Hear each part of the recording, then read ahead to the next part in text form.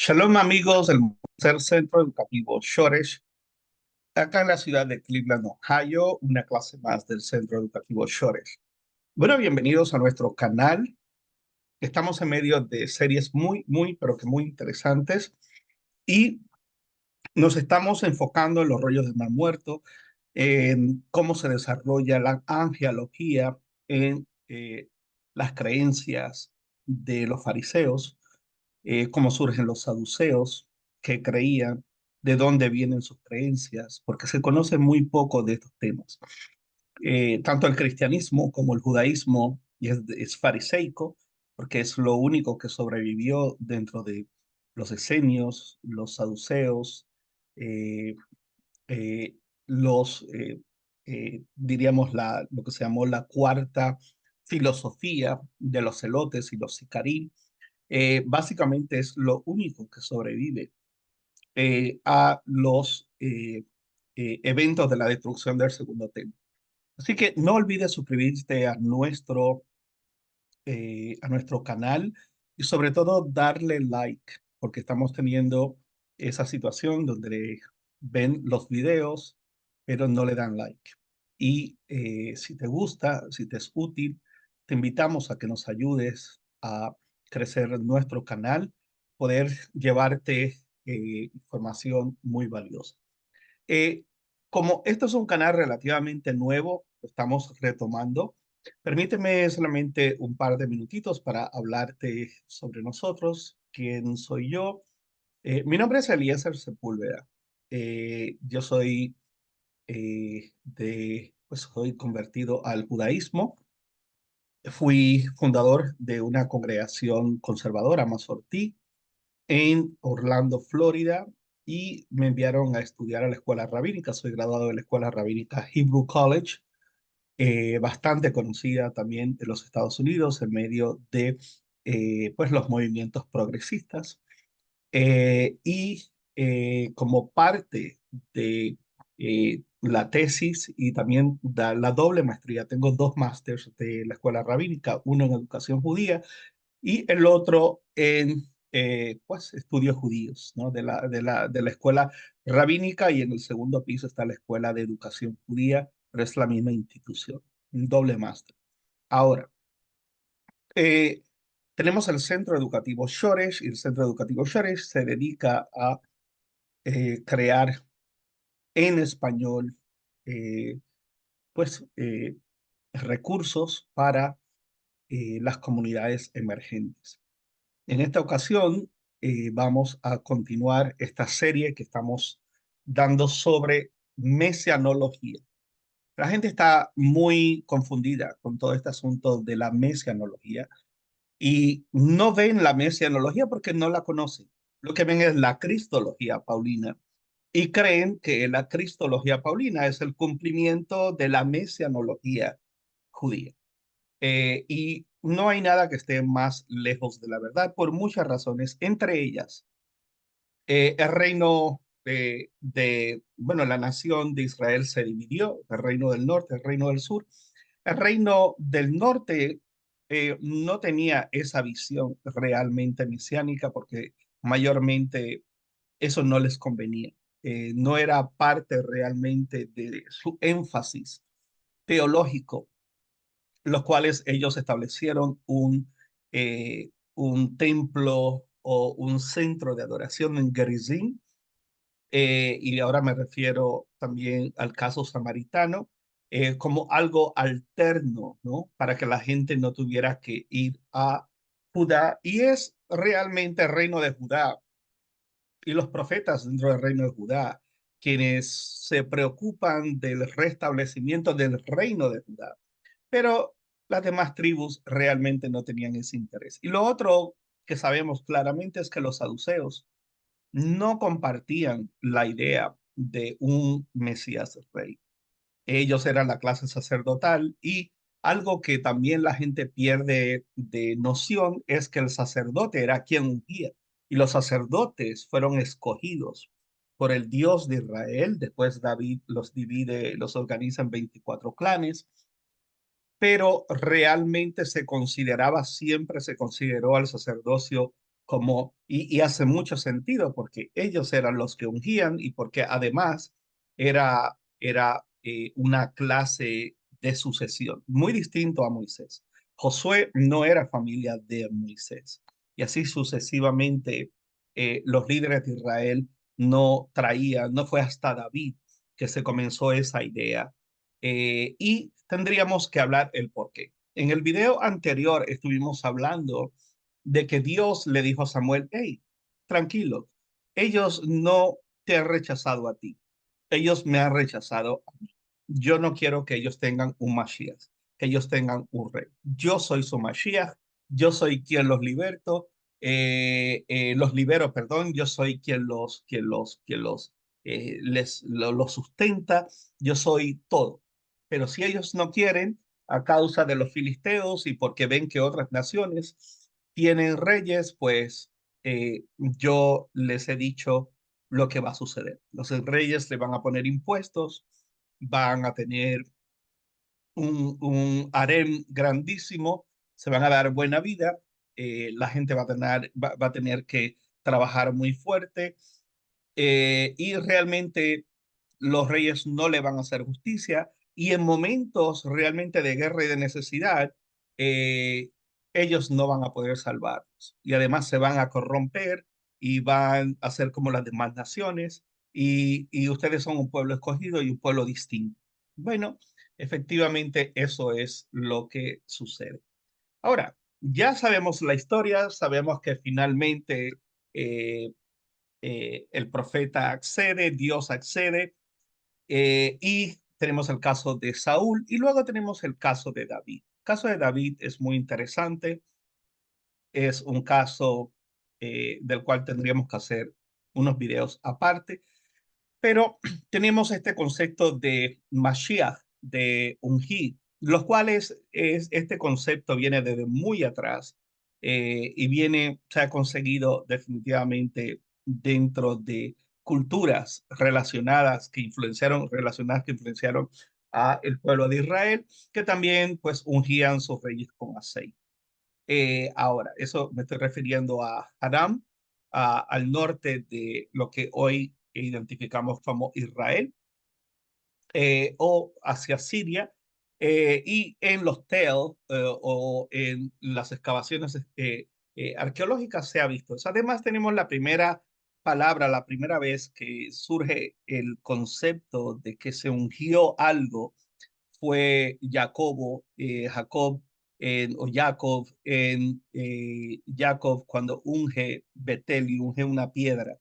Y esa es la primera mención que tenemos dentro del texto bíblico de consagrar o de ungir, ¿no? Para marcar un evento especial.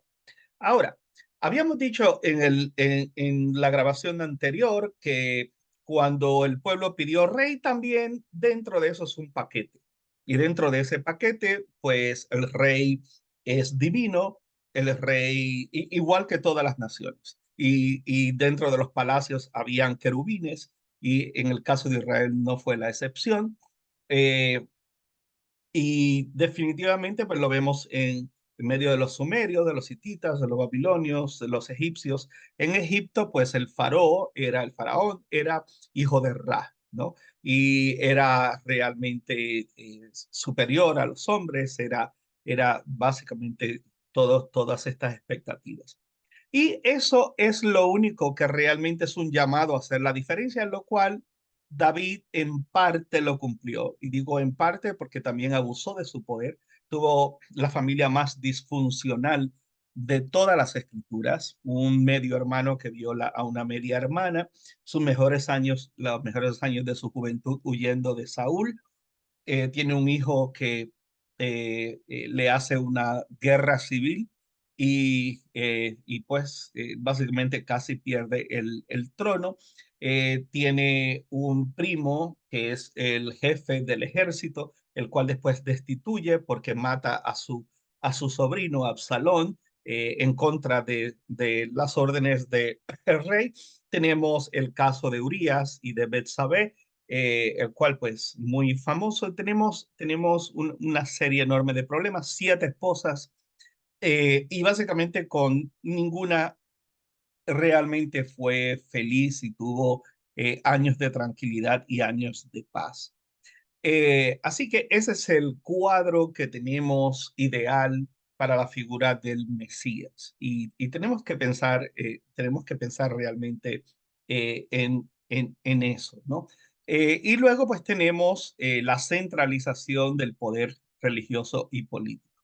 Ahora vamos al punto de partida. Isaías se compone de tres autores, el libro de Isaías. Tenemos del capítulo 1 al capítulo 39, tenemos del capítulo 40 al capítulo 54 y tenemos capítulo 55 en adelante, el tri Isaías y el segundo Isaías, que es donde está Isaías 52 y 53, donde están los poemas de El siervo sufriente.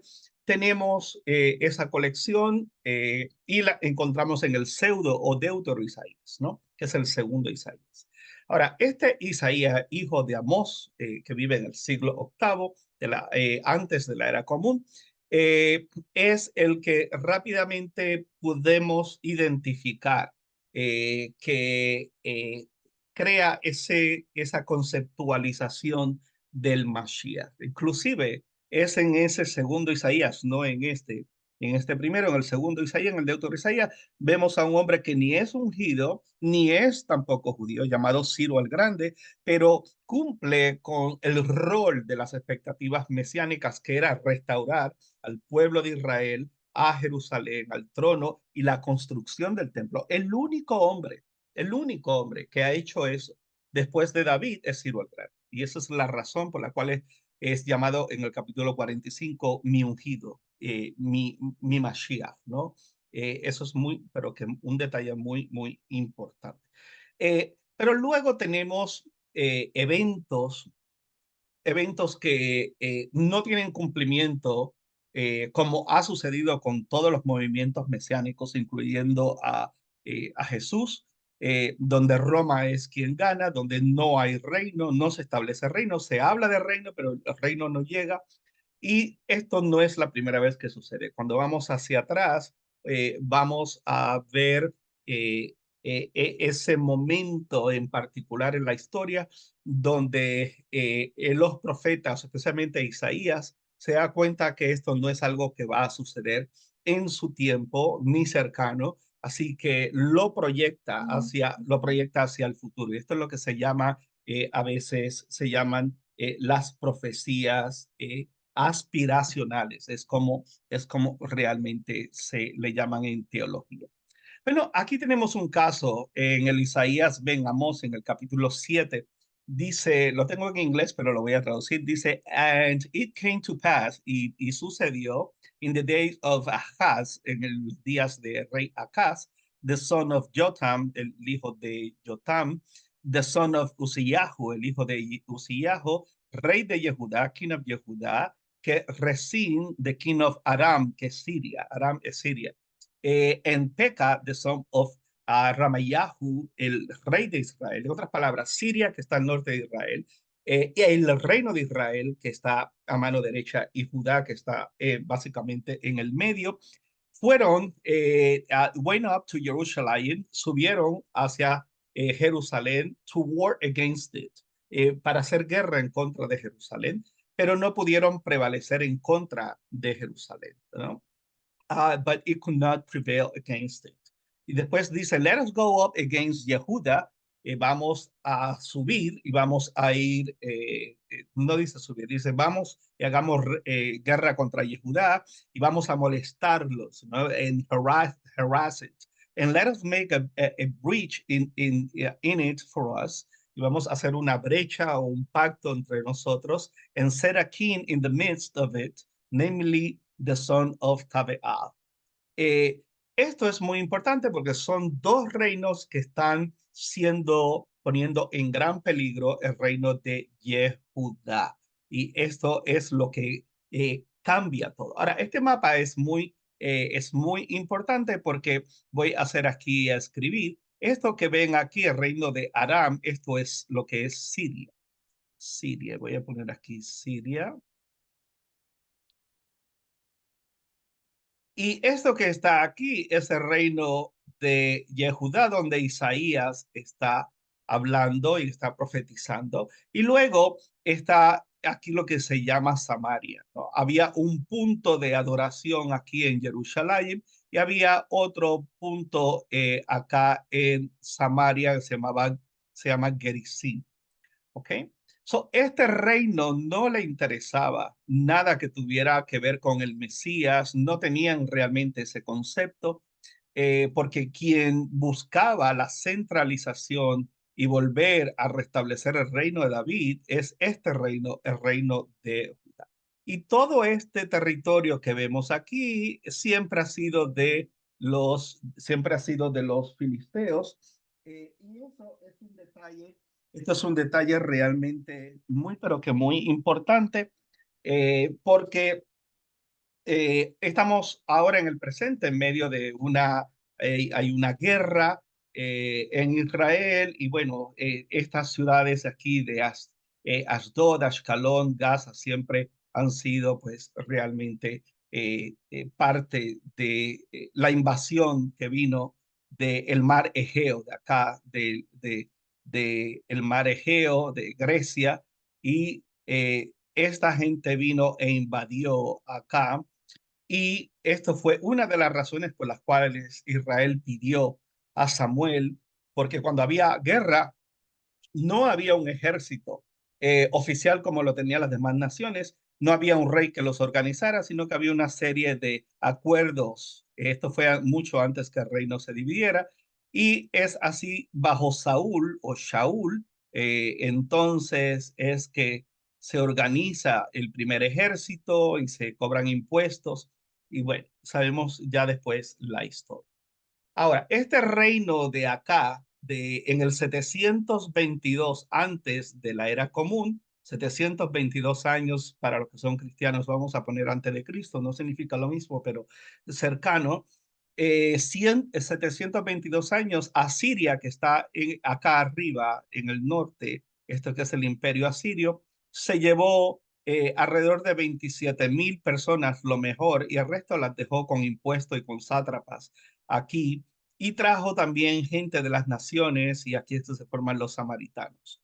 Okay, so este mapa es muy, pero que muy, muy importante y nosotros entender esto. Este reino que está aquí, después más tarde, en el 653, en el 563, esto va a ser destruido y, eh, y, y, y, y eso lo vamos a hablar posteriormente. Okay, so esto es realmente importante. Ahora, de forma rapidita, tenemos entonces que Isaías, el profeta, le pide al rey Acaz que confíe en Dios. Le dice, no, no, no, espérate, hay que confiar en Dios, no, no hagas alianza absolutamente con ninguna otra nación. No hagas alianza con Asiria, porque los asirios, ya dije que los asirios en el 722 habían descendido hacia el país y es lo que algunos llaman las 10 tribus perdidas de Israel, lo cual eso podemos hacer otros videos, eso es algo un tanto controversial, eh, pero tenemos estas 10 tribus en el 722 y esto fue porque Asiria fue quien los llevó. Y ahora, lamentablemente, el rey Ahaz quiere quiere enviar oro del templo hacia Siria para pedir ayuda en contra de Israel, que lo quiere atacar, que son pues las tribus, las 10 tribus, partes fueron llevadas y el resto quedaron bajo reyes que tienen acuerdos y están bajo el dominio asirio. Y lo otro es también en contra de Siria. Y estas dos naciones querían conquistar el reino de Judá y el templo y todos sus tesoros. Entonces, es aquí donde dice, then said the Lord, entonces dijo el Señor to Yeshayahu, a Isaías, go out now to meet Ahaz. Ve afuera, ve y haz una cita encuéntrate con el rey Acaz, thou and Shear-Yashub, thy son, y con Shear-Yashub, el hijo de él, at the end of the aqueduct, al final del acueducto, of the upper pool, de la piscina que quedaba arriba en la ciudad, donde fluía el agua hacia la parte baja y el estanque de Siloé, in the highway of the washer field. Bueno, esa es una localización.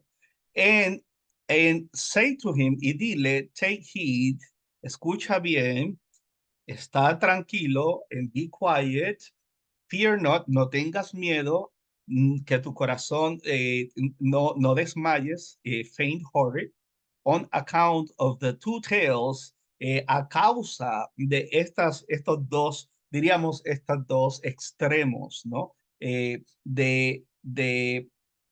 que están realmente, la situación está realmente caliente, es una situación que está tensa y que está a punto de explotar, ¿no? En ebullición, porque el coraje o el castigo fuerte de Resín y de Aram, está hablando ahora de estos dos reinos, el reino de Israel, Resín y de Aram, el hijo de Ramayahu, y ahora vamos a cambiar acá.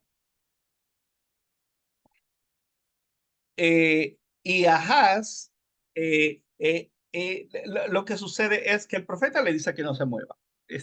No se turbe tu corazón, tranquilo, tranquilo que yo voy a estar con ustedes y así como siempre los he defendido, los voy a defender.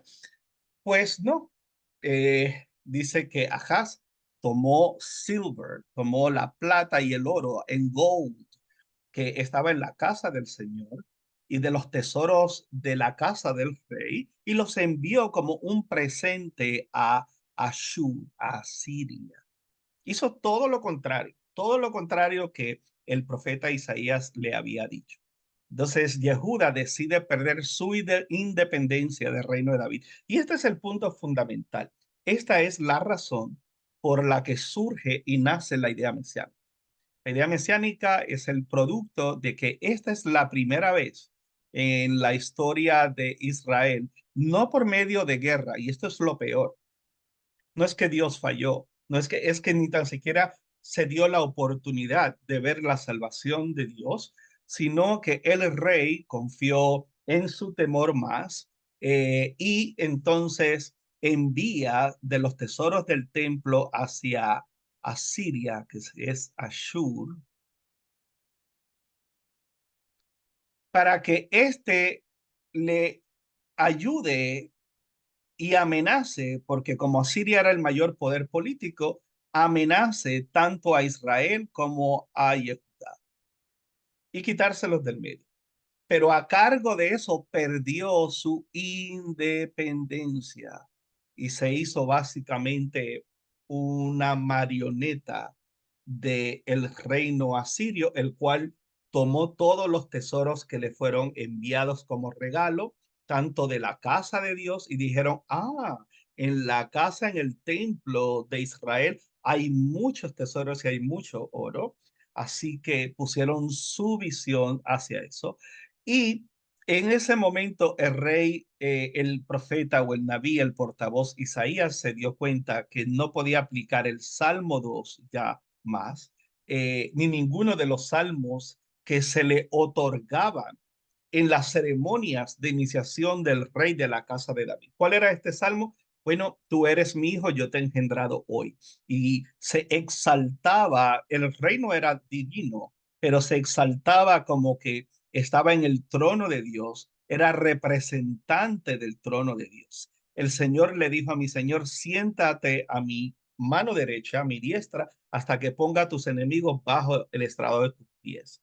Tú eres mi hijo, yo te he engendrado hoy. Estos salmos, al igual que otros, muchos otros, eran parte de la ceremonia cuando nacía un nuevo rey o cuando se iba a instalar de la casa del reino de David. Y esta es la primera vez que voluntariamente un descendiente de David, entrega su independencia, entrega su confianza en Dios, entrega todo a básicamente el que había al poder militar y político de la región, quien había hecho lo mismo básicamente con el reino del norte. Así que ese es realmente el comienzo. Ahora, ¿de dónde proviene la idea de ungir reyes con aceite? Bueno, se ha encontrado textos en Harán, en el norte de Siria, de donde era originalmente la familia de Abraham, en la que se ungía con aceite a reyes. Inclusive en la visión de Jacob en Betel, ya lo dijimos, interesantemente estos textos afirman que el aceite hace resplandecer. Cuando se hace el Birkat a Hadón, que es Yibareje Hadonai Beyishmareja Yair Adonai Panabeleja Bijuneka, y dice que el Señor te bendiga y que el Señor te guarde, pero cuando se habla entonces de que resplandezca su rostro sobre ti, es precisamente la idea de que cuando el sol daba frente a la persona que era ungida y mi cabeza rebosa de aceite, en otras palabras, no cabe más aceite, porque había todo un cuerno grandísimo de aceite que era derramado y el sol resplandecía y daba. Había esa misma idea que luego la vemos también en Shemot, en Éxodo, de que los hijos de Israel no podían ver el rostro de Moshe, y es representativo en ese lenguaje, es representativo de la unción y de la luz de Dios, ¿no? Como escogido dentro de ese contexto. Eso se llama la Meshijá. La Meshijá eleva al ungido al estatus de divino, al estatus de radiante.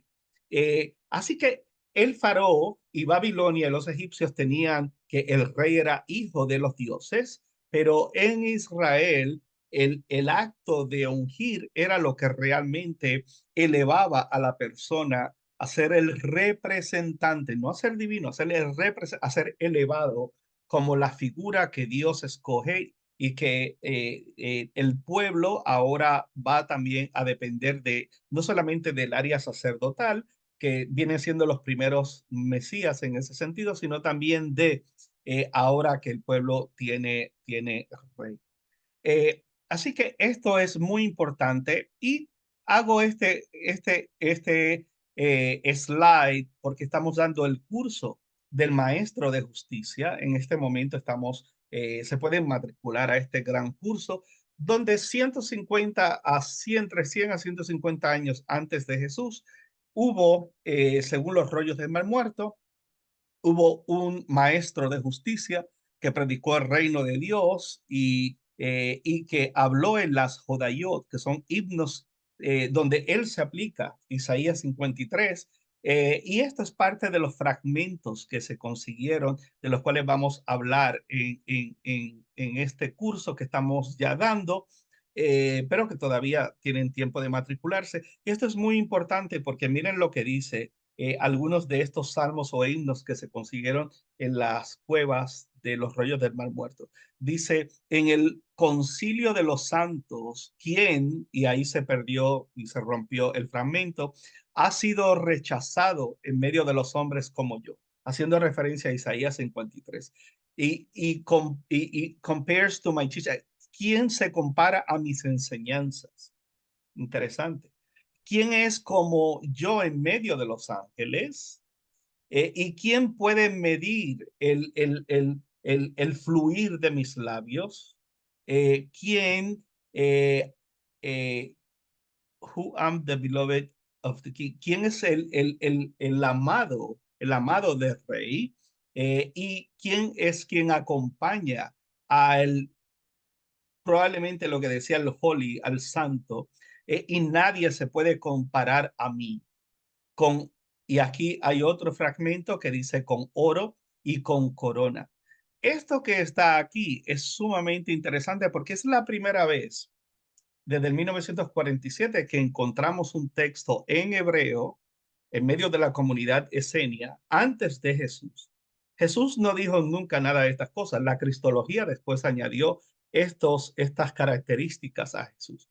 pero esta es la primera vez y por eso estos cursos que estamos dando y esta serie que estamos dando de estos videos es tan importante porque vamos a estar abundando sobre quién es este maestro de justicia, el cual se consiguió en el 1947 en la Cueva 1, sus escritos, el manual de conducta de los esenios, el libro de los hijos de la luz y los hijos de las tinieblas, y las Jodayot, que es esta colección de himnos, son como salmos, donde él mismo se aplica todo lo que después el cristianismo le va a aplicar a Jesús cerca de 150 años después. Pero hago énfasis en esto para que veamos la idea de la mesianología ya para ese momento en determinado. Y también pues tenemos el caso de Menahem el Esenio, quien fue un Taná. Eh, este fue el primer par con Hillel antes de Shammai. Muchos de ustedes han oído hablar de Hillel y de Shammai, que sirvió como el padre de la corte, y en la Mishnah afirma que salió afuera y fue reemplazado por Shammai, y quien desde ese momento fue el Zug, el par de Hillel, el anciano. Sin embargo, algunos piensan que salió por razones de creencias esenias mesiánicas y por tal razón del estudio de las Jodayot es tan importante. En la sección de la autoexaltación, que es lo que estaba leyendo de este fragmento, que es una traducción del fragmento en un par de los documentos sobre Isaías 52 y 53, claro que este grupo creía claramente en el sufrimiento y rechazo del Mesías, y al mismo tiempo como el Mashiach rey davídico, la mayoría de la literatura lo presenta como un gran guerrero. Sin embargo, la palabra que se usa es muy importante en Isaías 53. La palabra que tenemos es Mishhat, pero también está lo que se llama, perdón, es la frase Mishhat, Meish Mareu, de apariencia física defectuosa. El siervo sufriente es de apariencia física defectuosa. ¿Ok? Eso es lo que dice realmente el texto. Ahora, mushhat, que es lo que tenemos en el texto, dice mirarlo sin ningún respeto por causa de su apariencia. ¿Ok? Como si fuera un don nadie, como si fuera alguien que la gente no le presta atención. Ahora, en estas cavernas que comenzó a descubrirse esto entre el 1947 al 1954, se consiguen textos que tienen variantes, que son distintos a lo que tenemos de Isaías 53, ¿ok? Y de muchos otros pasajes de Isaías. Y eso es lo que estamos también estudiando. Esto es muy importante porque en el texto Masoreta, que es el que tenemos en el presente, los judíos, cuando leemos del rollo de Isaías, vemos que dice Mushhat, ¿cierto? Sin embargo, en la versión del Qumran, eso es un término en árabe para referirnos a los rollos del mal muerto, aparece Mahshahti. Y Mashachti significa ungido. So, hay un cambio y hay una variante entre lo que cuando leemos Isaías 53 en la Biblia, basado en la versión de Mahshat, pero cuando leemos el mismo verso y lo leemos en lo que se consiguió los rollos de Mar Muerto, no dice Mushhat, sino dice Mahshachti. Y Mahshachti significa ungido. Se puede afirmar que al menos en algunos documentos se puede presentar como un Mashiach sufriente, que los capítulos 52 y 53. Y lo interesante de todo esto es que la literatura de 150 años antes de Jesús se exalta a este personaje, él mismo se autoexalta, más concuerda con el libro de Isaías que se consiguió en la misma cueva, que es muy interesante porque en vez de decir que el siervo sufriente tiene un rostro deforme para que no haya en él eh, pues cosas bellas que la gente lo pueda alabar o lo pueda respetar, lo que se encontró que dice es ungido en vez de eso. Así que está escrito, estos poemas o estos himnos están escritos en primera persona, en una sección donde se autoexalta este maestro de justicia que cree también, esto es muy importante y con esto termino, porque este maestro de justicia, como vamos a ver en esta literatura, cree que él está lleno del poder y del Espíritu de Dios, está en el medio pero que aquí se va a sentar el Mashiach de David, el rey, y aquí el Mashiach sacerdotal. Y esto sucede 150 años antes de Jesús. Y eso es lo que estamos estudiando, quién es el maestro de justicia y a qué se refiere toda esta literatura. Los esenios, los cuales los evangelios no mencionan, pero Flavio Josefo, entre otros, sí mencionan a este grupo. Y las características de este grupo son protocristianas de lo que va a ser el cristianismo más adelante. Así que esta es la segunda clase de esta serie. Dale like si te gustó, si quieres saber más, mantente mirando nuestros videos, nuestras enseñanzas, y así nos ayudas a crecer y a continuar educando. Mi nombre es Elmore Eliezer, Centro Educativo Shoresh, y gracias por estar con nosotros en una clase más de nuestro centro y de esta serie, la cual estamos comenzando y la cual es muy interesante. Así que hasta la próxima y shalom para todos.